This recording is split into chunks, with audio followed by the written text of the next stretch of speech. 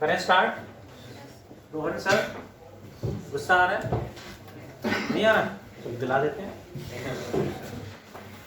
Topic we have to start is diffraction of light. क्या होता है समझते हैं जी? What is diffraction of light? छोटे से एग्जांपल से समझेंगे।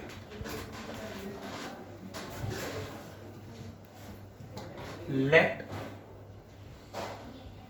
देयर इज a opaque शीट। ओपेक यानी इसके अंदर से लाइट पास नहीं होगी। यहां रख दिया एक source of light. Monochromatic light generally use करते हैं। Source of monochromatic light, it will emit light in right और लेफ्ट, ऑल डायरेक्शंस। जो लाइट इधर आएगी वो तो पास होगी नहीं। जो लाइट इसके एज से पास, एज के पास से जाएगी, इट विल गो सीधी। इधर भी ऐसे ही होगा, लाइक दिस। बाकी इधर तो जा ही रही होगी। हम इधर की बात करेंगे। ये इस पार्ट को लाइट किधर गई? सीधी इधर चली गई, सेम इधर चली जाएगी। इस पार्ट को कहा जाता है geometrical shadow reason. Geometrical optics यानी रे ऑप्टिक्स के अकॉर्डिंग यहां शैडो होनी चाहिए, डार्क होना चाहिए। बट प्रैक्टिकली हम देखते हैं बहुत ध्यान से, तो थोड़ा थोड़ा यहां थोड़े थोड़े पार्ट में यहां ब्राइटनेस मिलती है, थोड़े बहुत पार्ट में थोड़ा सा ब्राइटनेस हमें देखने को मिलती है। लाइट तो सीधी चली गई, यहां ब्राइटनेस, यहां लाइट कहां से आ गई?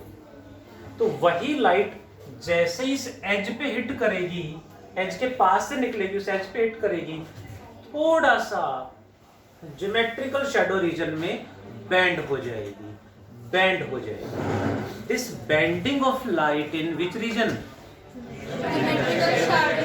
is known as bending of light in geometrical shadow region is known as diffraction of light. Geometrical shadow region, this is।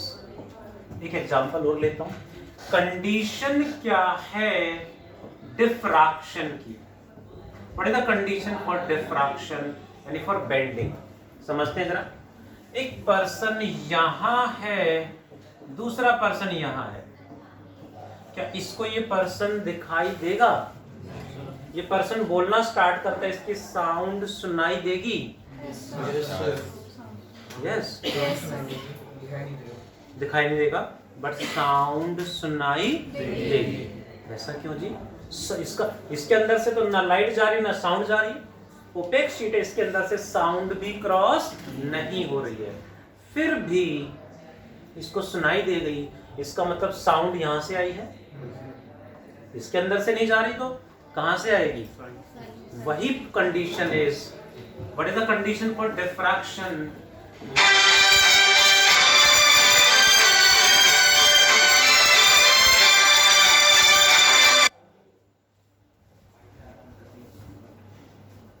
Lambda यानी wavelength of the wave, wavelength of the wave should be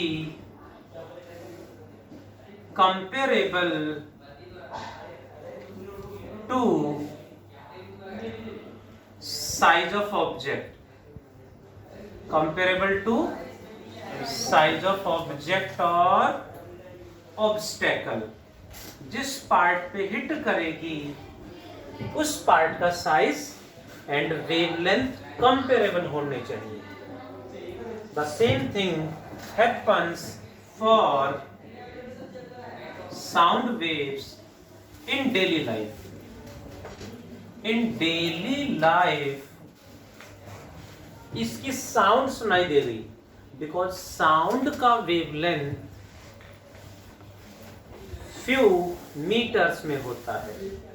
और daily life में जो object हैं इनका size भी metre में है, यानी wavelength of sound is comparable to the size of surrounding objects, जिससे साउंड यहाँ पहुंचेगी, वो साउंड जितना ज्यादा कंपेरेबल होंगे, जितना ज्यादा क्लोज होंगे, उतना ही ज्यादा डिफ्रैक्शन होगा, यानी उतना ही ज्यादा बेंडिंग होगी।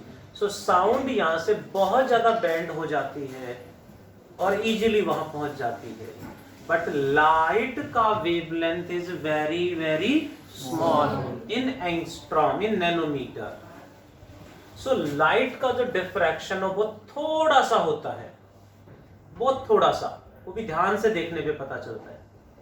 दैट्स व्हाई लाइट का जो डिफ्रैक्शन है वो थोड़ा सा ही देखने को मिलता है। सही से स्टडी करना है तो एक्सपेरिमेंटल सेटअप लगाना पड़ता है, जबकि साउंड का diffraction we can observe easily in daily life.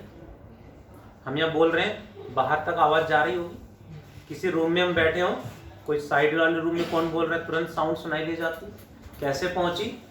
जैसे ही डोर या विंडो के एज पे हिट करेगी, डिफ्रैक्शन होगा, बेंडिंग होगी, और बेंडिंग साउंड की ज्यादा होगी क्योंकि साउंड का वेवलेंथ कंपेरेबल है to the size of the object और obstacles in daily life, like windows, doors का साइज और वेवलेंथ ऑफ साउंड कंपेरेबल है। उसी तरह से in daily life diffraction of sound and, और बताओ, radio waves, diffraction of sound and radio waves can be easily observed, can be easily observed। Mobile phone में range भी होगी, स्विच ऑफ, रेंज तो होती है, जैसे इसकी तो रेंज है, मेरे फोन में तो रेंज है, कॉल आ रही थी, ऐसे नहीं दिखेगा। वो रेंज कैसे पहुंची जी? टावर से डायरेक्ट रेडिएशन पहुंच गई? नो, टावर से रेडिएशन बिल्डिंग के एज पे हिट करेंगी, बिल्डिंग में जो डोर्स वगैरह वहां पे हिट करेंगी, डोर्स पे बेंड होंगी, बेंडिंग ज्यादा होगी क्योंकि वही रेडियो वेव्स का भी वेवलेंथ ज्यादा होता है, तो दैट्स हाउ ज्यादा बेंड होगी, किसी डोर पे हिट करेंगी, बिल्डिंग के कॉर्नर्स पे हिट करेंगी, डोर के अंदर एंटर कर जाएंगी, डोर के अंदर जाएंगी तो अंदर जो भी होगा ड्राइंग रूम में पहुंचेंगी, उसके बाद अदर रूम्स के क्लासरूम पे आ जाता है, रिसेप्शन के बाद क्लासरूम के डोर पे हिट करेंगी, वहां भी ज्यादा डिफ्रैक्ट हो जाएंगी। बट हम देखते हैं ज्यादा अंदर चले जाएं या बेसमेंट में सिग्नल्स कम आते हैं, पुअर सिग्नल्स हो जाते हैं, क्योंकि डिफ्रैक्शन होते होते उनकी इंटेंसिटी कम होती चली जाती है। So sound and radio waves का diffraction we can observe easily in daily life. Light का diffraction daily life में वो ध्यान से थोड़ा बहुत देखने को मिलता है। Why? Because wavelength of light is very very small. Wavelength of light is very very small as compared to size of surrounding objects. तो रेडियो वेव ऑब्जेक्ट से पास नहीं, ऑब्जेक्ट के अंदर से कैसे पास करेंगे? तो दरवाजा बंद कर देते। हाँ, तो सिग्नल बिल्कुल पैक कर दोगे तो नहीं आएंगे सिग्नल्स। आता है तो आता है, तो थोड़ा बहुत जो आपने पैक करा है उसमें कहीं क्रैक थोड़ा बहुत है, उसका साइज हो सकता है मिलीमीटर में हो, माइक्रोमीटर में, वेव तो उसके अंदर से भी चली जाएंगी ना, थोड़ा सा भी गैप उनको मिला वहीं से निकल जाएंगे, गेट के नीचे से जरा सी, गेट के नीचे से आ जाएंगे बिल्कुल।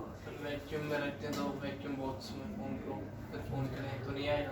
वैक्यूम में रखेंगे तो क्या वैक्यूम में इलेक्ट्रोमैग्नेटिक वेव ट्रैवल नहीं करते? करते हैं तो आएगा सिग्नल। एक वैक्यूम बॉक्स में रखें तो हाँ, तो सिग्नल पहुंचेगा वहां पे। ये सर एक ग्लास में रखेंगे। जब कहना चाह रहे हो वो ये है कि कंप्लीटली पैक्ड बॉक्स के अंदर रख दें तो उसमें नहीं जाएंगे। टेप में जरा अब तो बिल्कुल भी कोई एज, टेप में भी कहीं कोई ऐसा थोड़ा बहुत एज वगैरह, कोई होल वगैरह, कुछ भी क्रैक वगैरह नहीं है, कंप्लीटली पैक्ड है तो नहीं जाएंगे।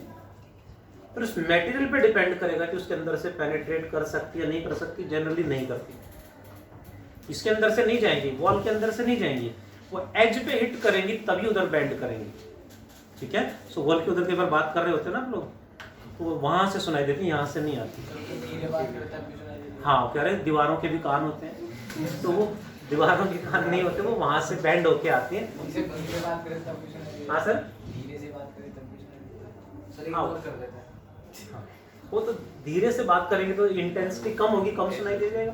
बट सुनाई तो देगा, है ना?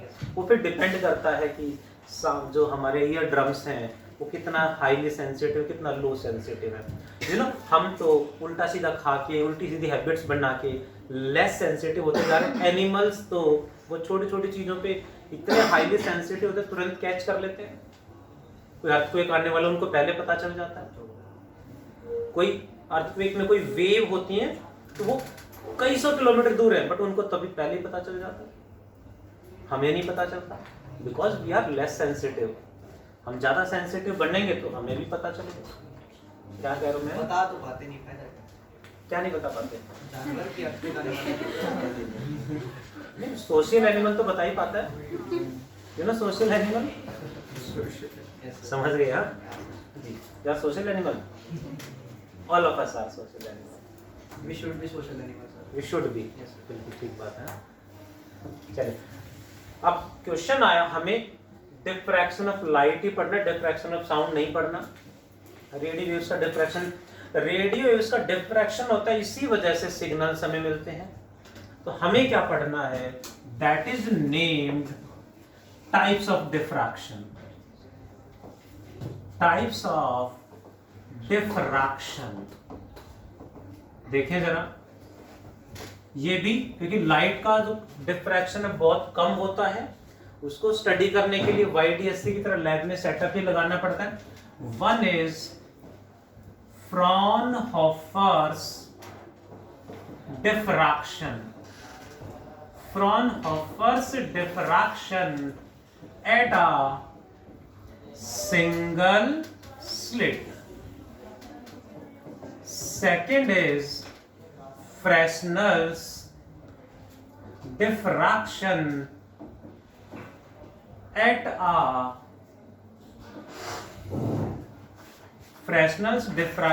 a straight edge, and one more, Fresnel's diffraction at a circular aperture. इनमें से हमें सिर्फ फर्स्ट वाला पढ़ना है, Fresnel diffraction at circular aperture. इनमें से हमें सिर्फ फर्स्ट वाला पढ़ना है, दैट इज कौन सा जी? Fresnel's diffraction at a single slit. ये हमारे CBSE सिलेबस में, यहाँ से CBSE में ही क्वेश्चन आता है, बाकी एग्जाम्स में क्वेश्चन YDSC से ही आता है। ठीक है, बाकी आज JEE का सिलेबस भी आ गया, जो कि फिजिक्स का तो काफी सिलेबस डिलीट कर दिया। ये आपके डाउट्स थे। अब आ गया टॉपिक क्या जी? डिफ्रैक्शन। Note down please. अच्छी